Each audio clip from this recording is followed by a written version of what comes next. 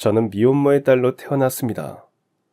아버지가 누구인지도 모른 채 동네 사람들의 손가락질을 받으며 자랐죠.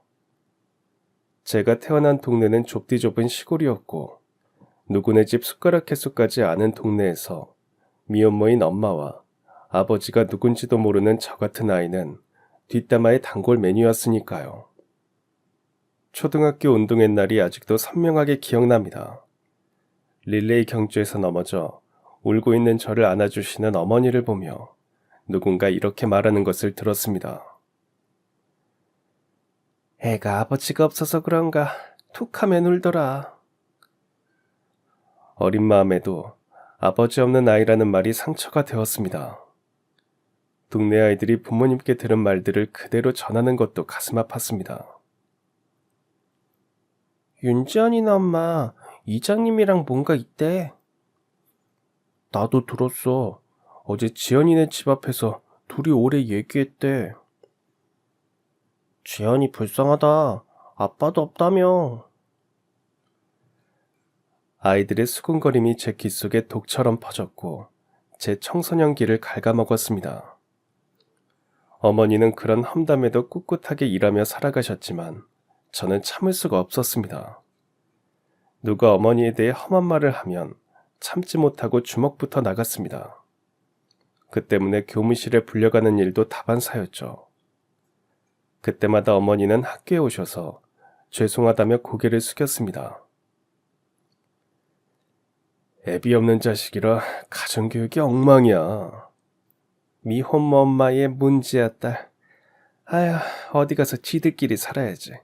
학교 체면이 말이 아니네. 교무실을 나오는 순간에도 어른들 속삭임이 귀에 와서 가시처럼 박혔습니다.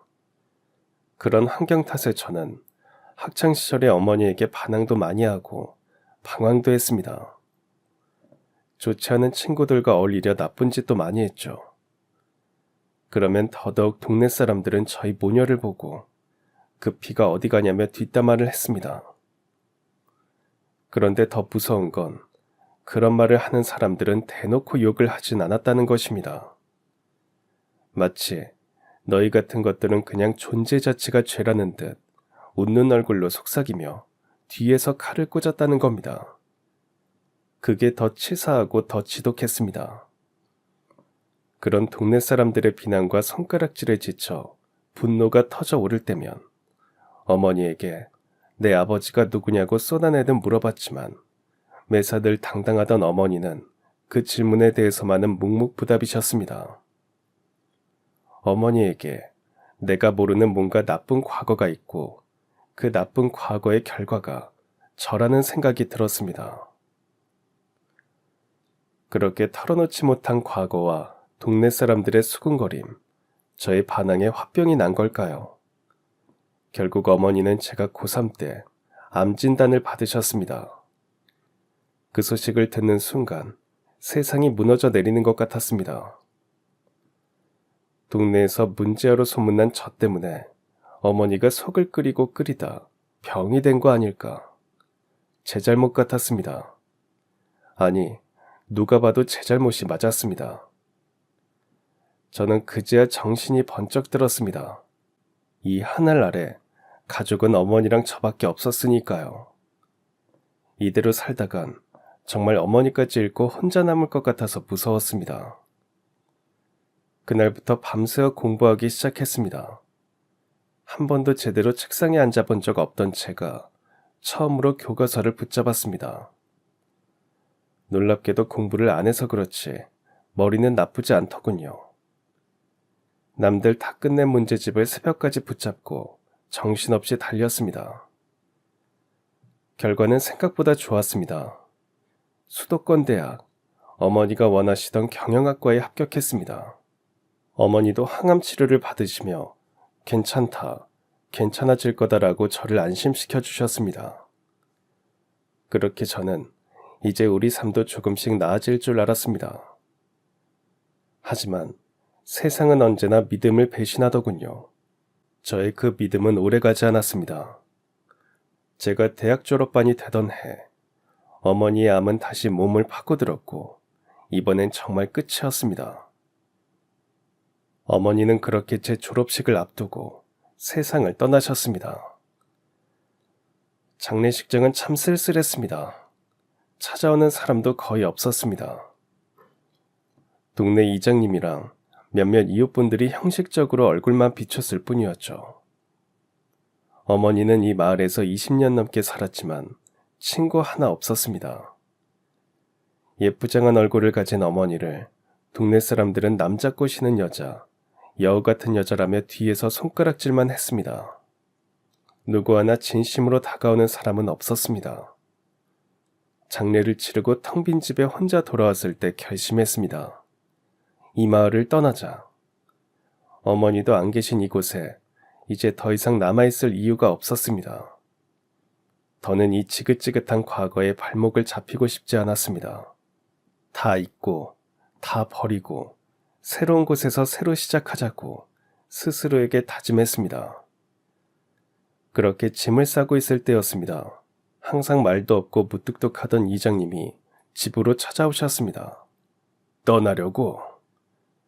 네, 이제 여기 더는 있고 싶지 않아서요. 이장님은 한참 저를 바라보다 말씀하셨습니다.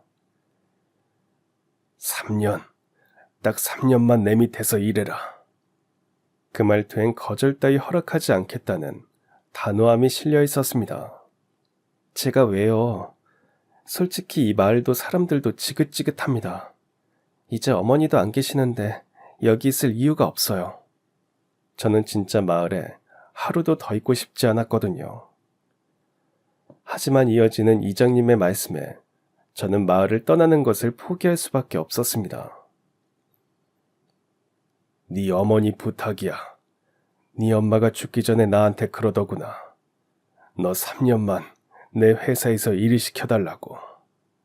어머니가 그런 부탁을 하셨다고? 어머니가 왜 이장님에게 그런 부탁을 하셨지? 이해가 되질 않았습니다.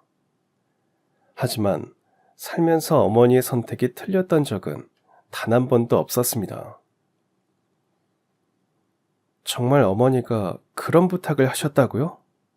이장님은 고개를 끄덕였습니다. 그 눈빛에는 장난도 여유도 없었습니다. 그저 담담했습니다. 저는 결국 이장님의 제안을 받아들여 마을을 떠나지 않기로 했습니다. 어머니의 마지막 부탁이라면 따를 수밖에 없었으니까요. 어머니는 늘 제 앞날을 걱정하셨으니 분명 이유가 있을 거라 믿었습니다. 그렇게 저는 이장님이 운영하는 농산물 유통 가공 회사에서 일을 하게 되었습니다. 첫 해는 정말 지옥 같았습니다. 이장님은 저를 사람 취급도 안 했습니다. 그냥 부려먹기 좋은 자빌꾼이었죠. 새벽 5시, 다들 자고 있을 시간에 트럭에 농산물 실으러 나가야 했습니다. 그 트럭 몰고 인근 5개 군을 돌며 물건을 배달하고 저녁엔 장부까지 정리해야 했습니다. 실수라도 하면 바로 쌍욕 같은 호통이 날아왔습니다. 윤지연 이것도 못해? 대학 나왔다며? 도대체 머리는 장식이야? 머리는 왜 달고 다니는 거야? 그렇게 매일 얻어맞듯 혼나는 저를 보면서 동네 사람들은 저를 보고 수근거리기를 멈추지 않았습니다. 도대체 이장은 지연이네 엄마랑 무슨 사이였길래 저런 계집애를 걷어서 일을 시키는 거야? 쟤 때문에 동네 젊은 애들이 정신을 못 차리던데. 아야, 쟤도 지엄마 닮아서 어디 멀쩡한 남자애 하나 앞길 망칠까봐 걱정이에요. 도대체 저희 모녀가 그들에게 무슨 잘못을 했다고 저러는 건지, 어머니가 돌아가시고도 저런 소리를 들어야 한다는 게 참을 수 없었습니다. 어느 날 밤 술에 취해 돌아오는 이장님을 보고 결국 참고 참았던 걸 터뜨렸습니다. 이장님 솔직히 말씀해 주세요. 이장님이랑 저희 어머니 동네 소문처럼 정말 그런 사이셨나요? 순간 이장님의 눈이 커졌습니다. 탁자를 콱 내리치시더니 숨을 헐떡이며 화를 내셨습니다. 그게 무슨 개소리야? 너 어디서 그런 쓸데없는 소리 주워 듣고 와서 입에 담냐? 너희 어머니랑 난 그런 사이 아니야. 너희 어머니는 내 은인이야. 내가 죽을 때까지 갚아도 다 못 갚을 그런 사람이라고. 이장님의 눈에 눈물이 고였습니다. 그런 모습은 처음이었습니다. 그런 말 다시 입에 올리면 용서하네. 왜 네 어머니가 나한테 은인인지 그건 약속했던 3년이 지나면 그때 말해주마. 그날 이후 저는 더는 묻지 않았습니다. 그저 어머니가 그토록 원하셨던 3년만 묵묵히 버텨야겠다고 스스로 다짐할 뿐이었습니다. 회사 일에 어느 정도 익숙해지고 2년쯤 지났을 무렵이었습니다. 그날 이장님이 갑자기 저를 사무실로 부르셨습니다. 너 대학에서 경영 배웠지? 이제부터 네가 회계장부 관리하고 기획팀 맡아봐라. 순간 귀를 의심했습니다. 그동안 잡일만 시키던 분이 갑자기 회사 핵심 일을 맡긴다니요. 더 놀란 건 회계장부를 펼쳐본 뒤였습니다. 제가 생각했던 시골 구멍가게 같은 농산물 회사가 아니었습니다. 연매출이 무려 20억 원, 그리고 매년 꾸준히 올라가는 그래프. 이장님, 이렇게 잘 나가던 회사였어요? 이제 네 손으로 더 키워봐. 이장님은 무표정하게 대답했습니다. 그날부터 대학에서 배운 모든 경영 지식을 총동원했습니다. 농산물 브랜딩, 온라인 판매 루트, SNS 마케팅까지 머릿속에 있던 아이디어를 쏟아붓듯 던졌습니다. 놀랍게도 이장님은 하나도 거절하지 않고 다 받아들였습니다. 그렇게 만들어진 복숭아잼 제품 라인은 대박이 났습니다. 마을 복숭아가 서울백화점 진열대에 올라가고 홈쇼핑에도 소개됐습니다. 그렇게 잼 라인이 성공하고 회사 매출도 계속 올라갔지만 동네 사람들의 속마음은 변하지 않았습니다. 지연이 덕분에 우리 복숭아가 서울까지 다 나가고 지연이가 복덩이네. 경영학과 나온 티는 나긴 하네. 그런 머리도 쓸 줄 알았다니 대단해. 앞에서는 이런 좋은 말들을 했지만 계집애가 뭐 얼마나 안다고. 다 이장님이 뒤 봐줬겠지. 남자한테 빌붙는 건 아주 모전 여전이야. 에휴. 뒤에서는 여전히 이런 말들을 하며 제 등에 칼을 꽂고 있었습니다. 그러던 어느 날 이장님이 저를 따로 불렀습니다. 이번에 서울 대형 유통사 계약건 네가 맡아봐라. 저 혼자요? 그래, 네 이름으로 계약 따내봐. 그건 회사 입장에서 큰 승부수였습니다. 거절하면 겁쟁이라 욕먹고 성사시키면 제 실력을 증명하는 길이었습니다. 저는 물러서지 않았습니다. 처음으로 제 이름 걸고 혼자 서울 큰 회사들을 찾아다녔습니다. 밤새 프레젠테이션 준비하고 문전박대 당하고 다시 제안서 고치고 회사를 찾아다니고 실패하면 죽는다는 각오로 덤볐습니다. 그리고 그런 노력 끝에 결국 서울 대형 유통사와 계약을 따냈습니다. 그날 저는 이장님 앞에서 계약서를 딱 내려놓았습니다. 이장님은 그제야 처음으로 제게 웃으며 말씀하셨습니다. 그래, 이젠 네 이름으로 회사가 움직일 수 있겠구나. 그때는 제 이름으로 회사가 움직인다는 게 무슨 의미인지 몰랐고 그저 제가 처음으로 이룬 성과에 마냥 기쁘기만 했습니다. 그리고 그 소식은 순식간에 동네에 퍼졌습니다. 지연이가 큰 회사 계약을 혼자 따냈대. 아유, 그럼 어떻게 되는 거야? 우리가 지연이한테 잘 보여야 되는 건가? 서울 대형 유통사랑 계약을 따낸 뒤 마을 분위기는 180도 달라졌습니다. 서울 백화점이며 대형 마트에서 복숭아잼이 불티나게 팔린다는 소식이 마을 구석구석 퍼졌고 마을 사람들은 누구보다 제 눈치를 보기 시작했습니다. 특히 그동안 지옥을 입에 달고 살던 동네 아주머니들이 하루가 멀다 하고 회사로 찾아왔습니다. 지연아, 너 어릴 때부터 내가 얼마나 챙겼니? 이번에 복숭아 수확하면 우리 것도 좀 잘 봐줘야지. 이젠 서울 큰회사랑 계약도 했으니까 우리 동네 농산물이 다 지연이 손에 달렸네. 앞으로 우리 좀 잘 챙겨줘. 언제 제 욕을 했나 싶게 안면몰수하듯 잘 봐달라는 동네 아주머니들을 보며 저도 모르게 헛웃음이 났습니다. 예전처럼 뒤에서 수근거리는 게 아니라 대놓고 노골적으로 제 비위를 맞추려 애를 썼습니다. 저는 그런 그들의 태도를 조용히 지켜보기만 했습니다. 입으로 따지지 않아도 이제 제가 이 마을의 을이 아니라 갑이 되었으니까요. 그동안 쌓였던 속이 조금은 뚫리는 것 같았습니다. 그렇게 제가 이 회사에서 일한 지 딱 3년째가 되던 날이었습니다. 이정이면 그날 유난히 엄숙한 얼굴로 저를 부르셨습니다.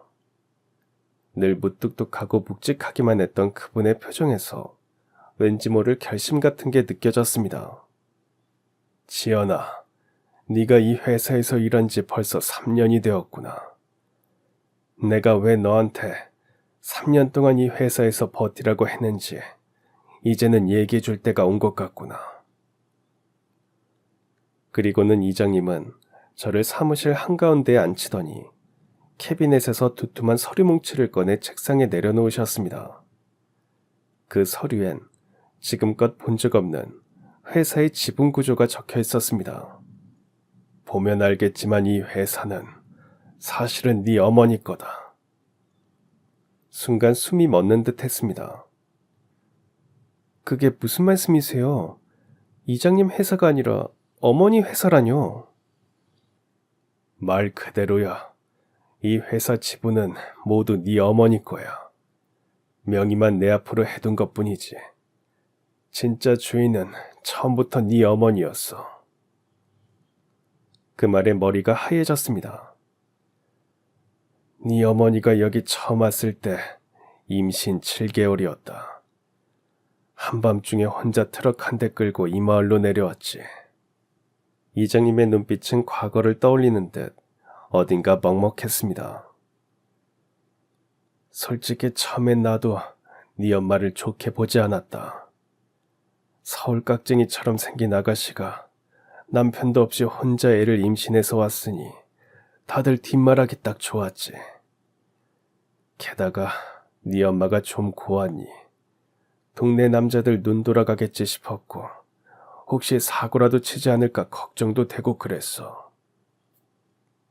저도 모르게 옛날이 생각나 울컥했습니다. 하지만 내가 틀렸다는 걸 금방 알았어. 네 어머니는 그런 사람이 아니었거든. 네 어머니가 이 마을에 와서 제일 먼저 한 게 뭔 줄 아니? 복숭아 농사였어. 근데 기존 방식을 무시하고 새로운 방식으로 하더구나. 그런 네 엄마를 보면서 동네 사람들 모두 다 미친 여자라고 손가락질했단다. 서울에서 내려온 애 딸린 여자가 뭘 안다고 다들 그렇게 조롱했지. 그런데 결과가 어땠는지 아니?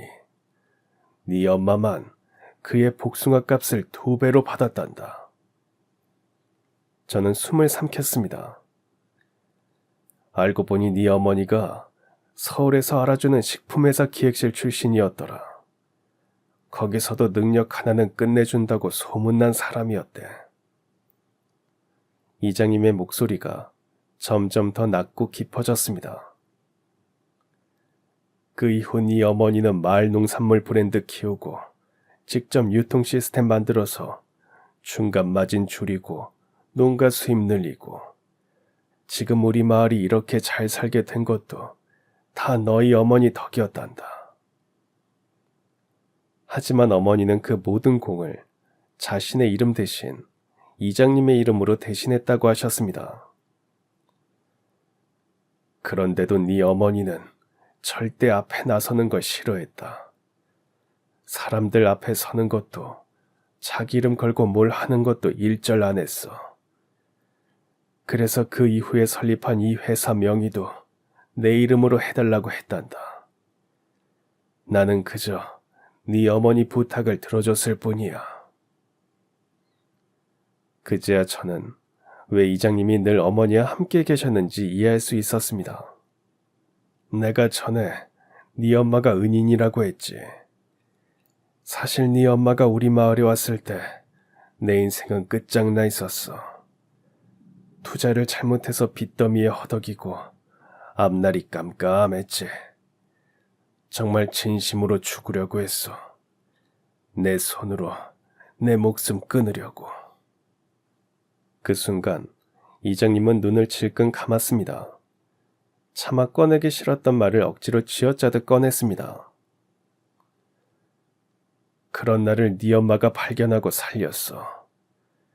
네 엄마는 내 그 꼴을 보고도 아직 끝이 아니라며 같이 해보자고 하더구나. 그때 나한테 그런 말 해준 사람은 네 엄마 딱 하나였어. 그렇게 네 엄마와 함께 사업을 시작했고 그 덕에 나는 빚도 갚고 이렇게 사람처럼 살 수 있게 된 거다. 그러니까 네 엄마는 내 목숨보다도 더 큰 은인일 수밖에 없지. 근데 어머니는 왜 그렇게까지 자신을 숨기고 사셨던 거예요? 자신의 이름 하나 제대로 남기지 않으셨던 거죠? 이장님은 길게 숨을 들이쉬고 고개를 천천히 떨구셨습니다. 지연이 너, 네 어머니가 어떤 사람이었는지 아무것도 모르는구나. 네 어머니가 서울에서 식품회사 기획실에서 일하셨던 건 알지? 자세히는 몰라요. 그냥 그 회사를 다니시다가 그만두고 여기 오셨다고만 들었어요. 네 엄마는 그 회사 기획실의 에이스였다고 하더라. 아주 잘 나가는 사람이었지. 머리 좋고 센스 좋고 프로젝트 맡기면 결과로 증명하는 사람이었대. 동네 사람들한테 손가락질이나 받던 어머니가 유능한 사람이었다니 믿기지가 않았습니다. 근데 일을 너무 잘한 게 화근이지. 일을 잘하다 보니 기획실 대부분의 프로젝트를 네 엄마랑 기획실장이 같이 했나 봐. 결혼도 안 한 청춘 둘을 붙여놨으니 불이 붙을 수밖에. 그렇게 두 사람이 사랑에 빠졌다더구나. 사랑에 빠진 게 죄는 아니잖니. 그 사람이 내 아버지였던 걸까? 그럼 이장님은 내 아버지를 아는 걸까? 머릿속이 혼란스러워졌습니다. 문제는 그 기획실장이라는 사람이 그 회사 회장의 외아들이었다는 거지. 유일한 후계자. 네 어머니는 학벌도 좋고 능력도 좋았지만 보육원 출신이고 두 사람의 관계를 그 회사 회장이 알게 됐고 아휴, 결과는 뻔하지 않냐. 회장 그 인간이 네 어머니를 회사에서 쫓아냈다더구나. 그 시절엔 그랬어. 신분과 출신 차이가 모든 걸 가로막았던 시절이었으니까. 그 말을 듣는 순간 가슴이 턱 막혀왔습니다. 그리고 그때 네 어머니 뱃속에 이미 네가 있었어. 회사를 쫓겨난 뒤에야 임신 사실을 알았다더구나. 아마도 그 상황이면 누구라도 포기했을 거다. 아이를 낳겠다는 용기를 가질 수 있었겠냐. 근데 네 어머니는 그걸 선택했다. 너를 지우지 않기로. 이장님의 목소리는 떨리고 있었습니다.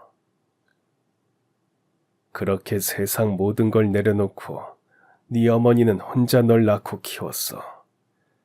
그러면서 네 어머니는 늘 그 집안에서 혹시라도 너의 존재를 알아챌까봐 늘 두려워했어. 만에 하나 알려지기라도 하면 너를 뺏어갈까봐. 그래서 네 어머니는 아무 연고도 없는 이 깡촌에 내려왔고 철저하게 자기 존재를 숨기며 살았던 거다. 회사 이름도 집도 통장도 전부 내 이름으로 해두고 윤경숙이라는 이름이 세상 어디에도 드러나지 않게 철저히 숨어서 살았어. 오로지 너를 위해. 그제야 모든 게 이해됐습니다.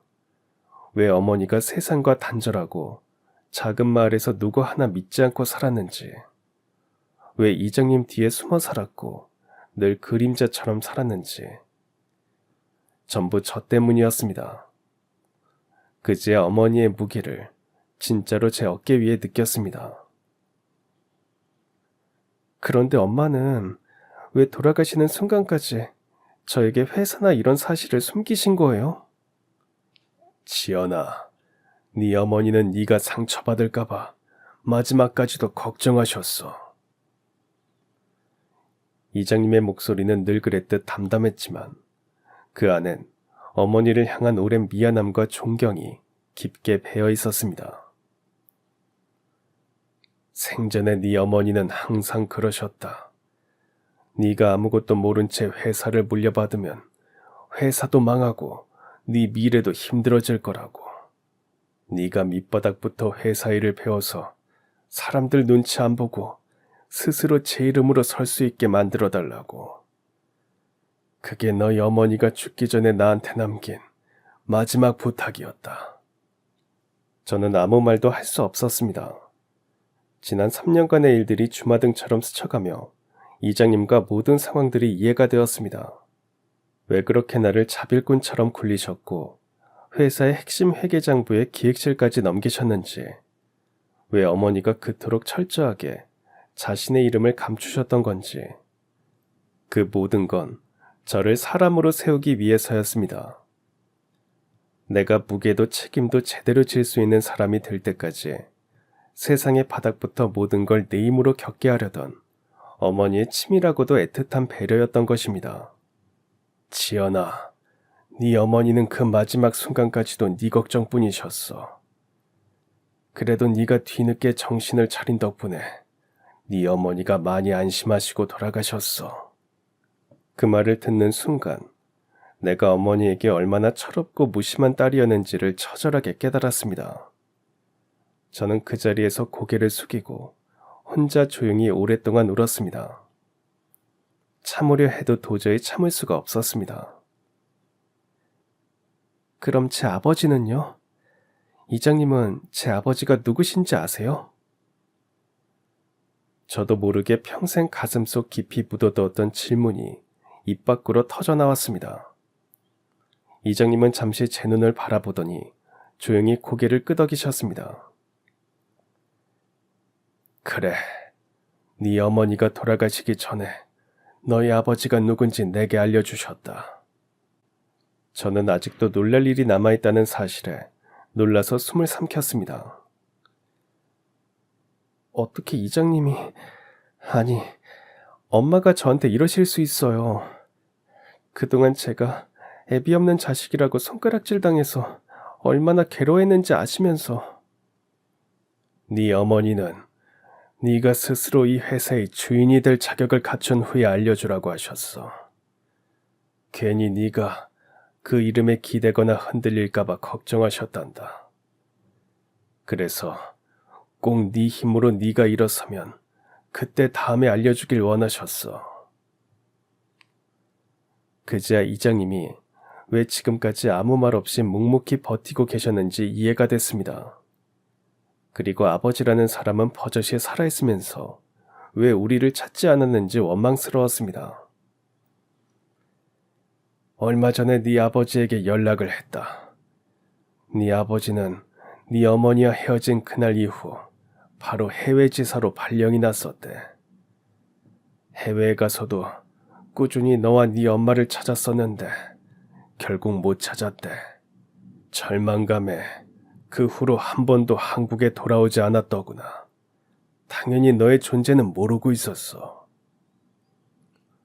차가운 바닥에 제 심장이 떨어지는 것 같았습니다. 그래서 네 존재를 네 아버지에게 알렸다. 얘기를 듣자마자 네 아버지가 너를 만나러 바로 한국에 오겠다더구나. 아마 곧 올 거야. 순간 머릿속이 하얘졌습니다. 말도 안 되는 일이 현실로 일어나려 하고 있었습니다. 제가 평생을 원망하고 그리워했던 사람, 제 존재조차 모르고 살아왔다는 사람, 그 사람이 곧 저를 만나러 온다니. 심장이 터질 것 같았습니다. 평생 궁금했던 아버지를 만난다니. 그 말을 듣고 하루하루가 불안과 기대로 가득 찼습니다. 밤에는 잠을 이루지 못했고 낮에는 회사 일에 집중할 수 없었습니다. 어떤 모습일까? 무슨 말을 해야 할까? 아버지가 나를 어떻게 받아들일까? 수많은 생각들이 그동안 상상해왔던 장면들이 머릿속을 채웠습니다. 그날 드디어 아버지를 만나는 날이 찾아왔습니다. 마을의 한 조용한 카페. 멀리서 낯선 듯 어딘가 익숙한 분위기를 풍기는 남자가 앉아 계셨습니다. 한 걸음 한 걸음 떨리는 다리를 억지로 움직이며 그 사람 앞에 섰습니다. 그 사람, 제 아버지도 저를 보시자 멍하니 바라보셨습니다. 우리가 서로를 바라보는 그 순간, 말로 표현할 수 없는 묘한 공기가 우리 사이에 흐르고 있었습니다. 처음 만나는 낯선 사람인데 왠지 낯설지가 않았습니다. 누가 봐도 제 아버지였습니다. 저는 어머니도 닮았지만 아버지와도 무척 닮았습니다. 네가 지연이니? 태어나서 처음으로 들어보는 아버지의 목소리였습니다. 안녕하세요, 아버지. 처음 불러보는 그 단어에 목이 메었습니다. 저희는 잠시 서로를 바라보기만 했습니다. 아버지의 눈시울이 붉어지는 것이 보였습니다.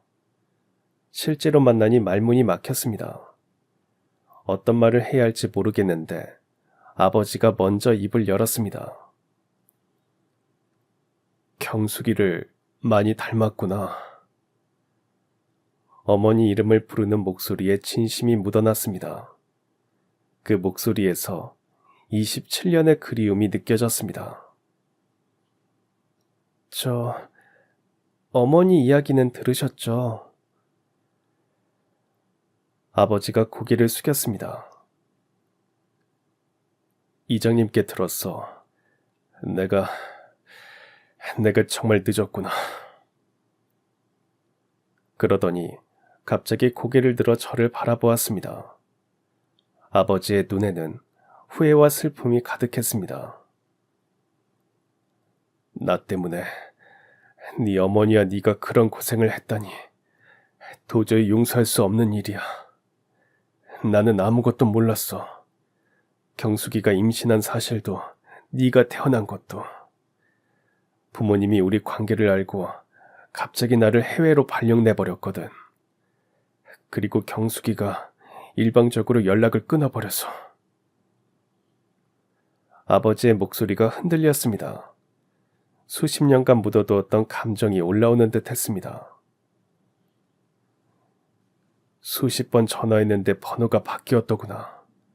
살던 곳에도 없고 네 어머니가 흔적을 다 지워버려서 찾을 수가 없었다. 같이 일할 때도 참 귀신같이 일을 잘하더니 숨기도 어찌나 귀신같이 숨었던지. 이런 연고도 없는 시골에 와 있을 거라고는 상상도 못했다. 한동안 어머니를 찾던 아버지는 어머니가 자신을 피해 꽁꽁 숨어버렸다는 생각에 더 이상 찾는 걸 포기하셨다고 했습니다. 들으셨겠지만 어머니는 회장님 때문에 의도적으로 숨으셨대요. 아버지 집안에서 저를 빼앗아갈까봐.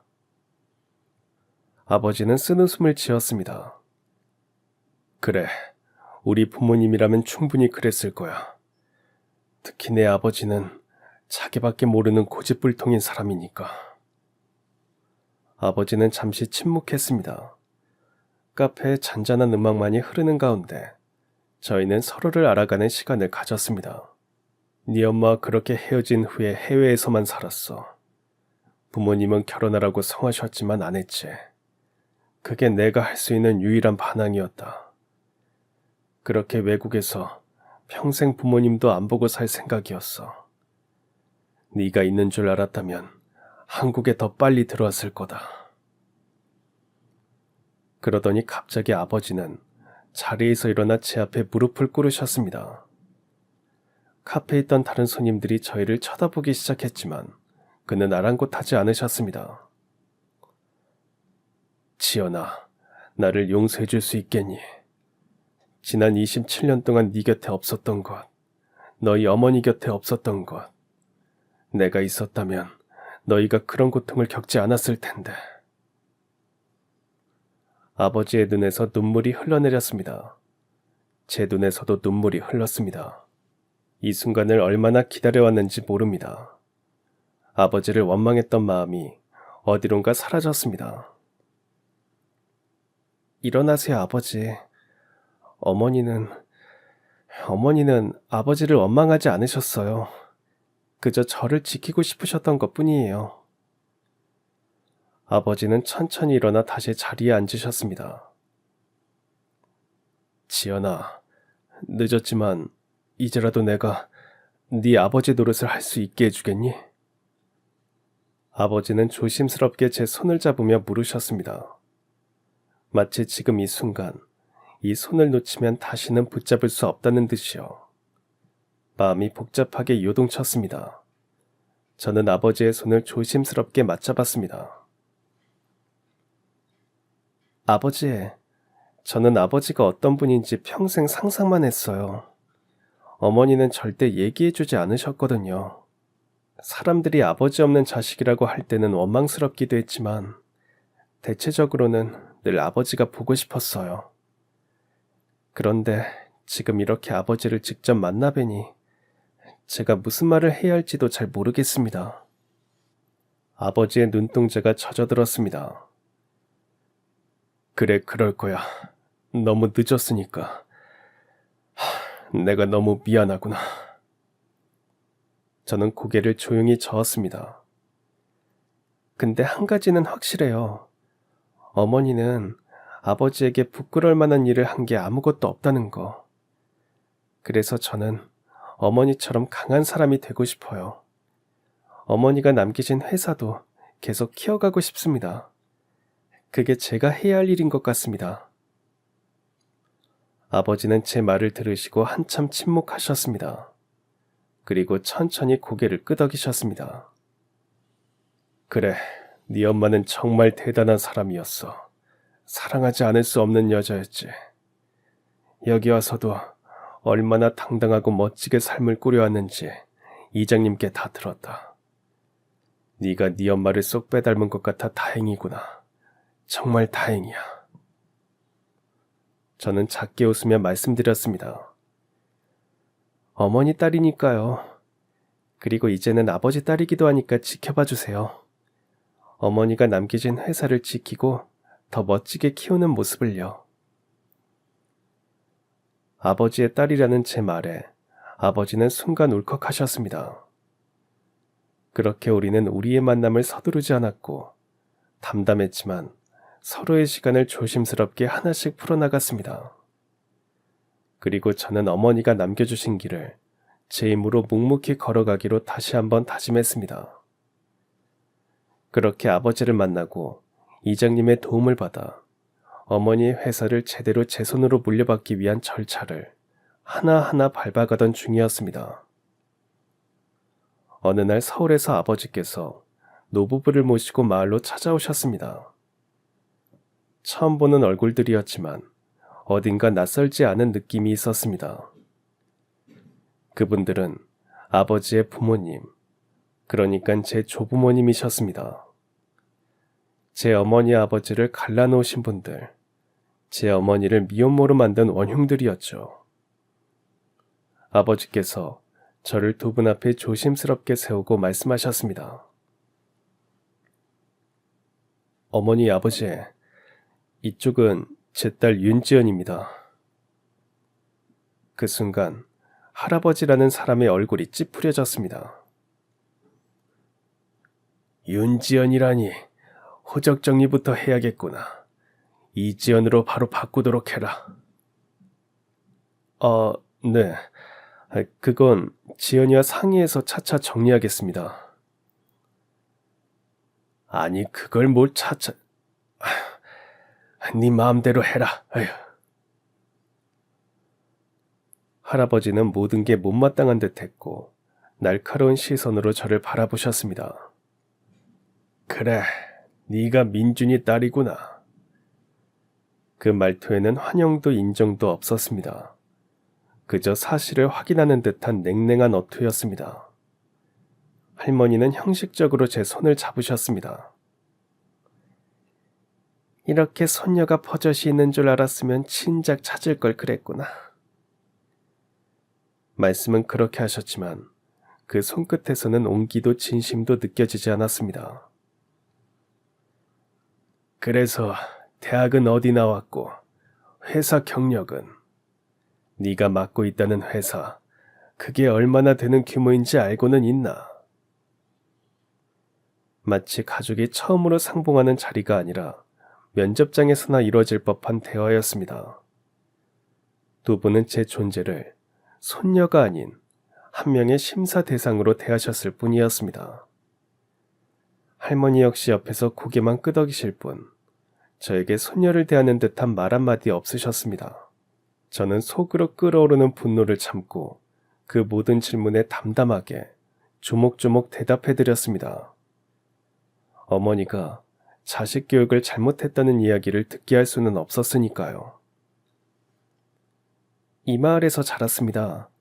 대학은 수도권 경영학과를 나왔고 지금은 어머니가 남기신 회사를 직접 운영하고 있습니다. 회사는 연매출 30억 규모로 성장 중입니다. 그들의 질문은 저를 무시하는 것들 뿐이었지만 저는 흔들리지 않았습니다. 어머니 덕분이었습니다. 어머니가 계획하신 대로 당당하게 사람 앞에 서는 법을 지난 3년간 배웠으니까요. 그래서 저는 그 자리가 불편하거나 두렵지 않았습니다. 차라리 더 분명해졌습니다. 이 사람들의 피 한 방울조차 내 삶에는 필요하지 않다는 걸. 그날 저녁 식사 자리 분위기는 무겁고 숨이 막혔습니다. 조부모님께서는 마치 만나줬다는 태도로 앉아 계셨고 저는 아버지 옆에서 어색하게 자리를 지켰습니다. 그리고 식사가 어느 정도 진행될 무렵 할아버지께서 갑작스럽게 예상치도 못했던 이야기를 꺼내셨습니다. 너도 알겠지만 우리 식품 회사는 업계 5위의 대기업이다. 그런데 네 아버지가 결혼도 안 하고 평생 해외에서만 돌아다니고 있었으니 이제 후계자가 없는 꼴이 됐다. 이게 다 네 애미 때문에 벌어진 일이야. 아버지의 뜻이었지. 거기에 어머니의 뜻은 없는 걸로 아는데요. 아유, 이놈이 어디서 말대꾸냐. 이래서 가정교육이 중요한 건데. 아휴. 계속해서 반박하고 싶었지만 어차피 앞으로 안 볼 사람들이라고 생각해 입을 다물었습니다. 할아버지의 말투는 시종일관 권위로 가득했고 그 말 속에는 자신들의 식구 외의 사람은 모두 하찮은 존재라는 냄새가 진하게 배어 있었습니다. 뭐 네가 내 마음에 그렇게 딱 드는 건 아니다만 그래도 네 아비가 유일하게 낳은 자식이니 네 아버지 닮았으면 일은 잘하겠지. 여기 일은 접고 회사에 들어와서 경영 수업 받거라. 우리 피가 흐르는 네가 회사를 잇는 게 맞지 않겠느냐. 그 순간 저는 말문이 막혔습니다. 할아버지는 제가 거절할 거라는 생각은 아예 못하는 듯한 태도였고 결정된 사항을 통보하듯 명령했습니다. 제안이 아닌 명령. 옆에 앉아 계신 할머니도 무표정하게 고개를 끄덕이며 할아버지의 말에 힘을 보태셨습니다. 그래, 언제까지 코딱지만한 동네에서 동네 구멍가게 같은 회사 일을 할 거니? 사람은 큰 물에서 놀아야 크게 되는 법이다. 그리고 우리 집으로 들어와. 오늘 하는 거 보니 가르칠 게 한두 개가 아니더구나. 할머니의 목소리에는 노골적인 비난이 묻어 있었습니다. 그들의 태도를 보며 저는 어머니가 왜 27년 동안 이 사람들 앞에서 자신을 숨기며 살아야 했는지 비로소 뼈저리게 이해할 수 있었습니다. 그들의 말투, 눈빛, 태도 모두가 누구도 사람으로 존중하지 않는 오만함 그 자체였습니다. 저는 잠시 침묵 속에서 어머니의 얼굴을 떠올렸습니다. 어머니가 이 자리에 계셨다면 어떻게 하셨을까? 답은 뻔했습니다. 어머니라면 저처럼 고개 숙이고 묵묵히 참으시는 분이 아니었을 겁니다. 죄송합니다. 저는 서울로 올라갈 생각도 그 회사를 물려받을 생각도 없습니다. 저는 이곳에서 어머니가 세운 회사를 물려받아서 계속 운영할 겁니다. 저는 단호한 목소리로 제 의사를 전달했습니다. 그 때문인지 할아버지의 눈이 크게 휘둥그레지셨습니다. 뭐라고? 너 이런 작은 시골 회사가 우리 회사랑 비교가 되는 줄 아냐? 우리 회사는 연매출 수천억짜리 대기업이야. 지금 회사에 넣어달라고 빌어도 모자랄 판에 감히 너 같은 애가 거절해? 네가 아직 어려서 그런가 보구나. 네 미래를 위해서 하는 말이다. 할아버지께 무릎 꿇고 사죄드리고 당장 짐 싸거라. 저는 숨을 길게 들이마시고 조부모님에게 다시 한번 제 의지를 밝혔습니다. 제 미래는 제가 결정합니다. 저는 여기서 어머니의 회사를 물려받을 거예요. 저의 이야기에 할아버지 얼굴이 굳어졌습니다. 마치 태어나 처음 거절이라는 걸 들어본 듯한 표정이었습니다. 이 회사는 어머니가 아무것도 없는 상태에서 피와 땀으로 일구신 곳입니다. 어머니의 고통과 희생으로 만들어진 이 회사를 두고 떠날 생각이 전혀 없습니다. 할아버지는 불쾌한 표정을 감추지 않으셨습니다. 그런 감상적인 이유로 인생의 중대 결정을 하다니. 넌 우리 집안의 유일한 핏줄이다. 그 정도 자각도 못해? 회사를 잇는 건 네 의무야. 네 아비가 못한 일 너라도 해야지. 지금까지 제가 있는 줄도 몰랐고 저와 제 어머니를 핍박하셨던 두 분이 저한테 핏줄이라뇨. 핏줄이니까 회사를 물려받으라뇨.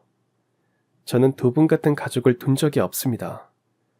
오히려 두 분보다 여기서 저와 어머니를 도와주셨던 이장님이 더 가족입니다. 저를 두 분 마음대로 휘두르려고 하지 마세요.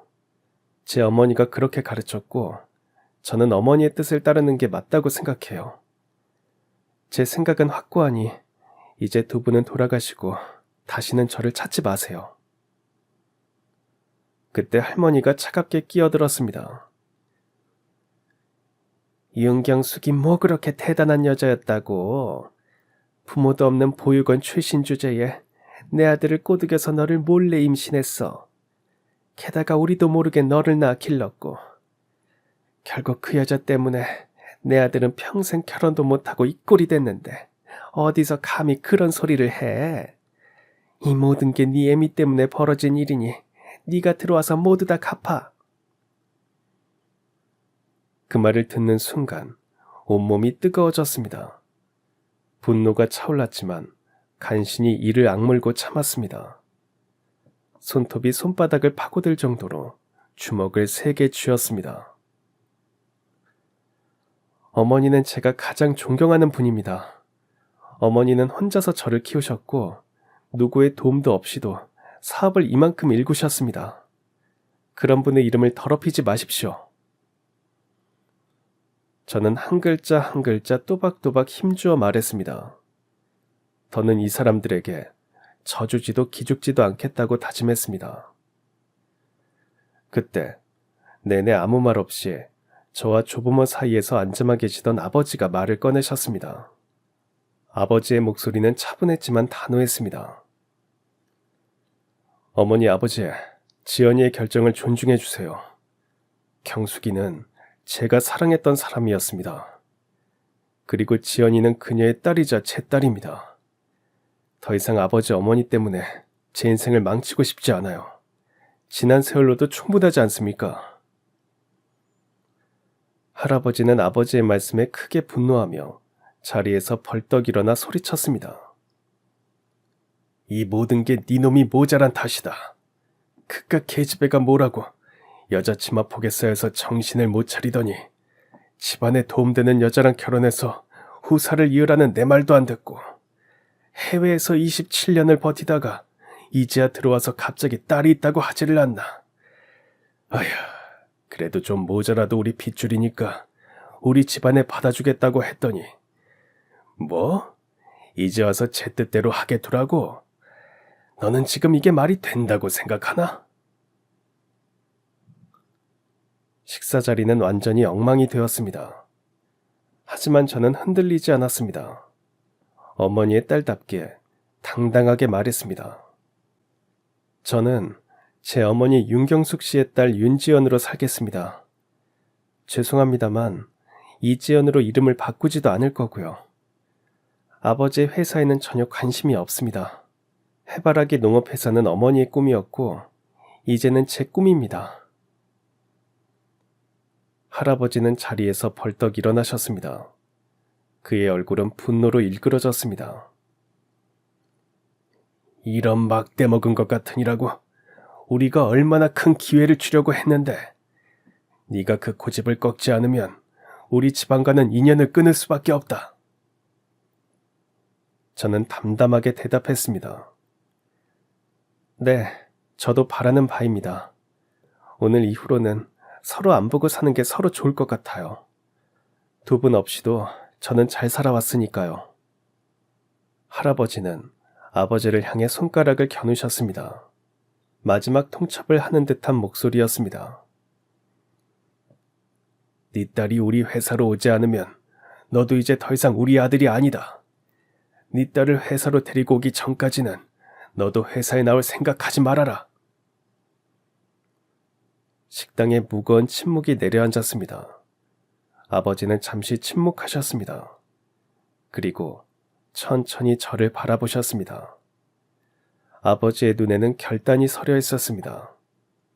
그 눈빛에서 어머니를 향한 그리움이 느껴졌습니다. 저는 28년 전에 경숙이가 제 곁을 떠났을 때 이미 그 선택을 했어야 했습니다. 그땐 실패했지만 이번에는 달라질 겁니다. 저는 제 딸의 편입니다. 할아버지와 할머니는 경악한 표정으로 저희를 바라보셨습니다. 그날 이후로 그분들은 다시 마을을 찾지 않으셨습니다. 아버지와 저는 그들의 분노를 뒤로한 채 마을로 돌아왔습니다. 마을로 돌아오는 차 안에서 아버지는 제 손을 꼭 잡으셨습니다. 지연아, 역시 경숙이 딸이구나. 네 어머니도 오늘 네 모습을 봤다면 정말 자랑스러워했을 거야. 아버지는 괜찮으세요? 저는 어차피 왕래가 없던 사이지만 아버지는 부모님이시잖아요. 저 때문에 가족의 연을 끊는 건 아닌가 걱정스러운 마음에 물었습니다. 아버지는 쓸쓸하게 웃으셨습니다. 하지만 그 눈빛은 후회가 아닌 안도감을 담고 있었습니다. 진즉에 이랬어야 했어. 그랬다면 너와 내가 이렇게 오랜 시간이 지난 뒤에 만나게 되는 일은 없었겠지. 부모님이라고 내가 너무 안일하게 대했어. 진정한 가족은 서로를 억누르지 않는 것이라고 네 어머니가 나에게 가르쳐줬었어. 마을에 도착하자 이장님이 우리를 기다리고 계셨습니다. 아버지의 부모님이 찾아온 것을 알고 걱정하셨던 것 같았습니다. 모든 일을 설명하자 이장님은 그제야 미소를 지으셨습니다. 그래, 네가 그렇게 결정했다니 다행이구나. 네 어머니 유산은 네가 지켜야지. 내가 곁에서 도우마. 그렇게 어머니가 평생 지켜오신 해바라기 농업회사는 온전히 제 손에 넘어왔습니다. 제가 대표가 된 것입니다. 어머니의 꿈이었던 해바라기라는 이름처럼 저는 항상 태양을 향해 고개를 들고 살아갑니다. 어떤 어려움이 와도 태양을 바라보며 꿋꿋하게 자신의 길을 걸어간 어머니처럼요. 제가 대표가 된 후 해바라기 농업회사는 점점 더 성장했습니다. 어머니가 시작하신 사업은 이제 전국적인 브랜드가 되었고, 복숭아잼은 물론 다양한 과일 가공품으로 제품 라인을 확장했습니다. 회사가 성장하면서 마을도 변했습니다. 더 많은 일자리가 생겼고 젊은 분들이 귀농하기 시작했습니다. 한때 미혼모의 딸이라 손가락질 받던 제가 이제는 마을의 자랑이 되었습니다. 마을 분들의 시선도 달라졌습니다. 이제는 저를 성공한 CEO라고 부릅니다. 어머니를 험담하던 그 입들이 이제는 어머니를 성경지명이 있던 사업가라고 칭합니다. 그리고 저는 아버지와 함께 어머니의 무덤을 찾았습니다.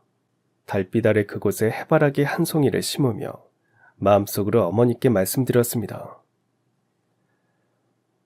어머니, 이제 알았어요.